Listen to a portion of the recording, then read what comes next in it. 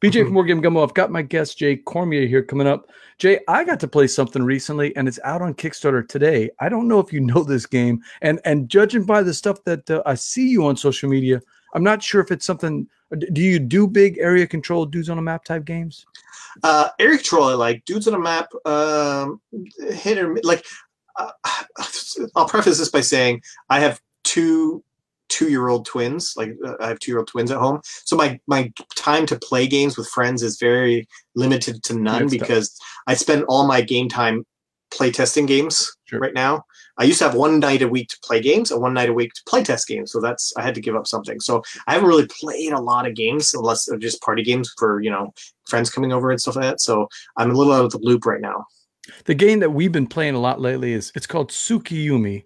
And it was a game from Germany by a company called King Raccoon, but Gray Fox got the license. It's one of those crazy games where very few people have played it, but the ones who have played it, they've rated it like an 8.4 on BGG. Now, how much of that is people doing Kickstarter games and then self-rating the games because they, the people, if it's a limited release, it's only the people that invested in the Kickstarter that are going to be rating it. But I've played the game a couple of times, and although I am like you, I'm not a big dudes on a map.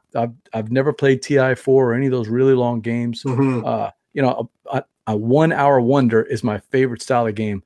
This wasn't bad because even though it is area control and it is dudes on the map and there's combat involved, there's so many cool asymmetric factions.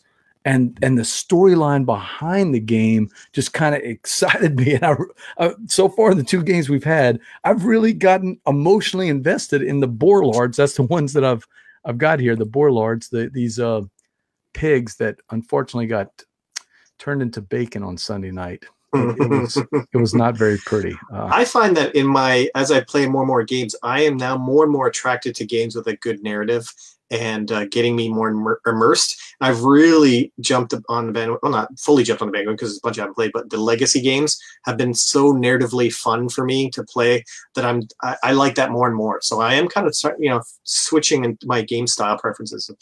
Changed over the years. Longer games are tough for me to get out. I mean, it is. Sunday nights we call it Big Game Sunday, and we try to get some of those games in, and that was kind of the beauty of this one. I love Scythe. It's one of my favorite games of all time. It's in my top 10.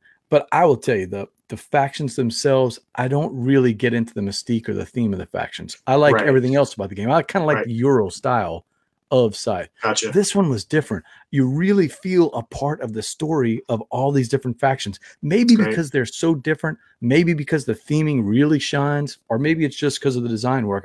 I don't know. So I wasn't sure if you had played it or not, but no, but I'm excited for Gray Fox.